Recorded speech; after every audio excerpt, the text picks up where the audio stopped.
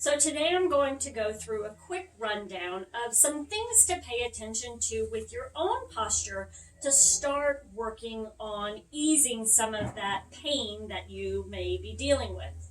So I always like to start with the feet. Our feet are our foundation, and if we don't concentrate on working and learning how to mobilize them, our whole chain is affected. So I understand that we like to put them in shoes and everything, but it is so important to build strength in your feet so that you will be able to move for years and years to come. So I always start with the feet. The feet are the foundation. They are actually a sensory organ, so they are imperative to get barefoot and move through movements with them. The one thing that you should pay attention to, so talking alignment and posture, is a lot of us like to line up. We think that we're lining up through the inside of the feet, but actually what we need to do is look at the outside of the foot and create a straight line with those. So I'm going from this little bone right here outside of the pinky down to kind of like the ankle. Those two should be in a straight line on either side, and then spread the toes as much as you can, and that will help you with your foot alignment. And in the beginning this might be difficult, as many of us kind of turn our feet out. What I just recommend you do is maybe don't start walking, trying to keep your feet this way. Practice standing to keep the feet this way, because things can start to turn and rotate. Your tibia might rotate, things might be moving that we don't want to create more pain in the long run because we're trying to fix the problem. So practice standing this way. Work on that when you're doing basic things, and I always say like the kitchen or like brushing your teeth or something, try to find your neutral stance and work on that until your body starts to move there naturally. And exercises that you can do. So our toes tend to be shoved into shoe boxes that are too small, and they crowd our feet or bring our toes together,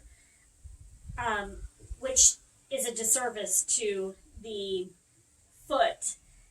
And what we want to try to do is work on stretching those toes out. So the goal is to start working on opening those toes. And one thing that you can do that I like to do is you can place your fingers in between each toe, and that will start working on separating the toes. In the beginning, this might hurt, but over time, you'll notice that it doesn't hurt as much. It gets easier. You can put those pedicure, the toe separators in between your toes and sit there for a little bit of time. You will notice that if you are there with them for like 10 minutes, it might be uncomfortable. So just work your way up to that. I've also seen people put their sock through their toes, weaving it in and out. Whatever you can do to start working on separating them. And then once you start to see the floor in between your toes, then you can, then you're doing good. So the next exercise would be to do like a press down of the big toe and try to lift the little toes up. And then switch, bringing the little toes down, lifting the big toe up. So that's a little stretch that you can do that's going to work on help strengthening the feet. The next thing that we do up the line is look at our ankles. So many people overpronate. So it's where the ankles fall in. I think you can see that I'm doing that. So we've got to work on strengthening those feet so that those ankles don't fall in and they feel more natural, upright. So pay attention to that as well. The next thing up the line is our knees. Now this is going to be a little bit difficult to see because you might be looking at your knees up front and they look like they're facing forward, but what you need to do is look at the back of the knees. So you have these two little pits on the back of the knees. What I recommend you do is maybe get a friend, someone within the family to help you with this, or look in a mirror. Although when you look in a mirror, you're kind of turning. So a family member's probably best. And they're going to look at your knee pits. And the knee pits want to go straight up and down. And if they're not going straight up and down, have them just kind of move your leg to try to get them straight up and down so you can feel what it feels like to have them in the right position. The other thing with the knees is a lot of people like to lock out the knees. I do have an exercise in my posture program that will help you work on getting these knees to stop locking out. Because what happens is when we lock out our knees, we tend to push our hips forward, which creates a mess down the kinetic chain. So we want to work on softening our knees, but not bending them. So we're going to soften our knees. We're going to release the quadriceps to help with that alignment. The next thing that we talk about is the pelvis. So there's a couple of things that you should pay attention to in regards to your pelvis. So one of them has to do with which way it tilts. You really want to work on moving more into a neutral stance with your pelvis. And again, in the beginning, this might be difficult. A lot of us do one of two things, and I'll go over that. But the goal is to try to get this band, it's not going to be completely straight, but just a slight angle of a band that you might have, or your, if you put a belt on, you want it to be fairly straight. There is a slight little angle here, not completely straight. But the other thing that you can do is you can take your hands, you place them into a triangle shape, you put your fingertips on your pubic bone, and you let your thumbs come together, and you want to see both your thumbs and your fingers in a straight line, straight up and down. And that's going to help you to know that your pelvis is in correct alignment. What a lot of people do is they have this arch, so they've locked out their knees and they're arching into the low back, which creates a lot of low back pain. It can create diastasis recti, split abs, or a weak core. So we want to work on having those people squeeze the glutes just a little bit, stop locking out the knees, and bringing it back into a neutral stance. The other one that I tend to see a lot is those people who, and it's many moms who do this, they kind of tuck their butt, they're squeezing their glutes and pushing their hips forward and kind of rounding down here. This creates a lot of abdominal pressure down. Again, can create low back pain, creates a lot of shoulder pain. You might have SI joint issues, piriformis, tension, tightness, things like that. So this is another one that we want to work on. And this would be, if you're looking down, you're going to see your fingers are out in front of your thumbs. So this, we've got to start working on releasing those glutes. So you might have them squeeze them as hard as they can and then relax and see if that brings it more into a neutral position. So that is that. And then the other thing with our pelvis is paying attention to our hips, the ASIS points. Those are those bony areas right here in front, to make sure that they're going straight across. So a lot of us will sink into our hip, and that creates this angle and does not do a lot of good for all of these muscles that surround the pelvis. So you want to work on trying to keep that pelvis in neutral. Now I do understand, a body in motion stays in motion. So does that mean you need to be in this perfect position all the time? No. You should be able to move through this arched position and this rounded position. Those are great things to be able to do. So I'm not saying you can't ever be in those positions, but you need to be aware of how you are when you stand and if you are stuck in a position. Because if you're stuck in this position, it's probably really hard for you to go into this arch position. And again, with the opposite. So with this one, yes, you can move from side to side and be able to do things like that, but just try to get out of these types of things where the one leg's turned out and this hip is pushed out, because it will start to cause some pain down the road. So paying attention to the hips. And then the other thing is, when we are standing, you want to think about stacking your hip. So if I were to push my hip out right here, I'm going to feel this bone. That bone needs to be in a straight line down to our ankle. You might feel, especially those of you who stand like this, you might feel like you're falling backwards. So just work on practicing that. You want to think about your hips stacking over the heels.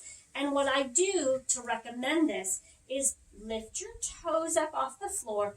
Try to find that center, that 3-point center with the feet. So the heel and the 2 points right here on the midfoot. But that doesn't mean that when I do exercises, I'm not going to ground my toes, because that big toe has a lot to do with your pelvic floor. So we want to make sure that there's some activation there that's occurring.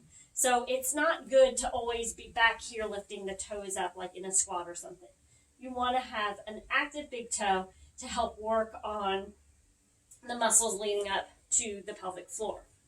So then the next thing is we go into the rib cage. We've gone from the pelvis going up to the rib cage. Now your rib cage needs to be mobile. And I noticed that a lot of people have a sticky side. And I think that it probably has something to do with this type of thing. So you might have a lot of movement of the rib cage to one side, but you can't get those ribs to go the opposite direction. The other thing that I notice occurs a lot is when you're in a car. So you might put your hand on, or your elbow on the center console, or you might put it on the side of the car. So these two positions are going to create movement within the rib cage. And if you're always on one side, then getting to the other side is going to get sticky, and that can create some issues down the road. So we want to work on being able to have mobility within the ribs.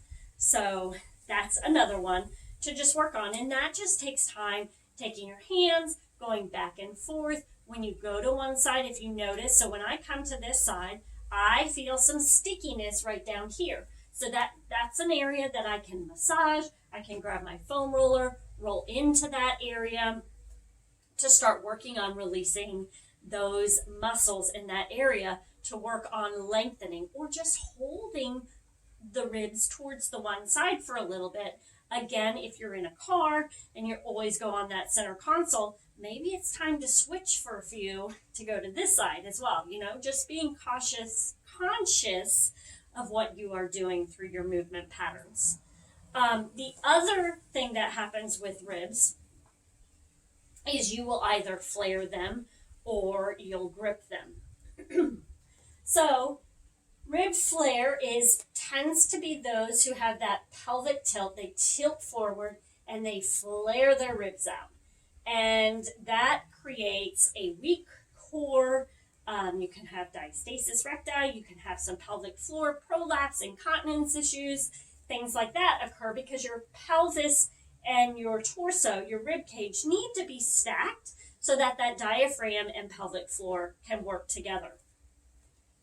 So we want to work on trying to pull that rib cage back and down. The thing is for some of you, when you hear this, and the reason I know this is I myself did the same thing when I initially learned of this, is I took it too far. So I thought I had a slight rib flare.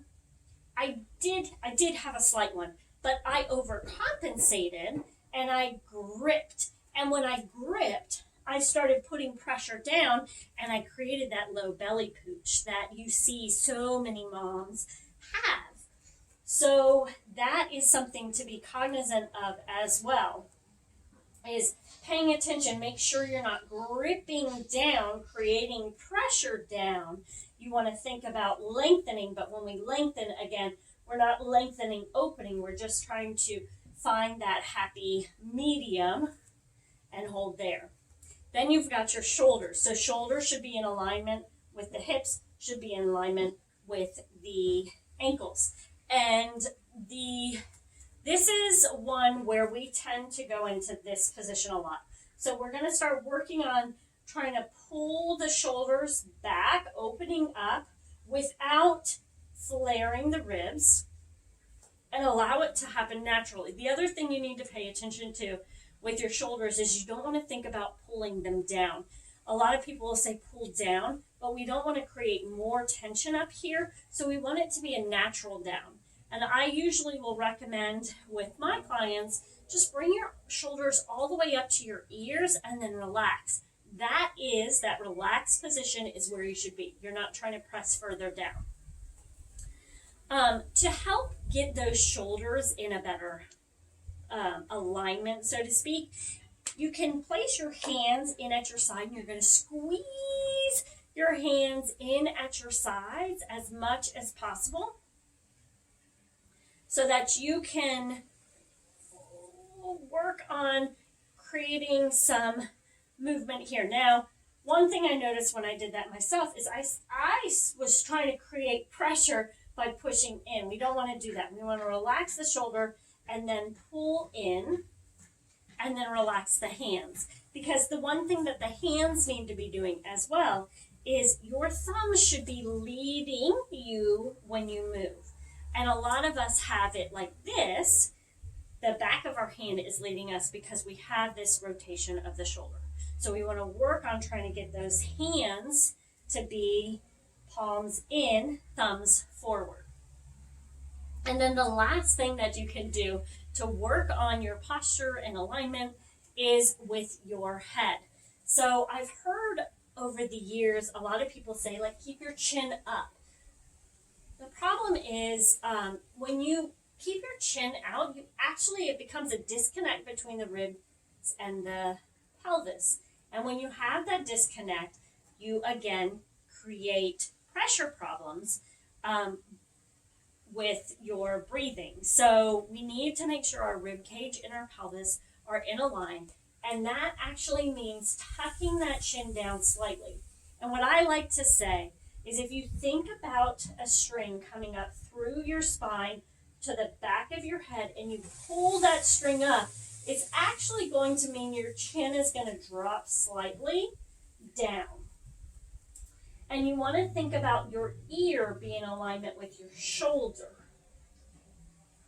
So if you're here, you're going to have to start working on dropping that chin slightly. But I don't mean dropping it down here. Just think drop and lengthen up the back, and that'll help you work on it.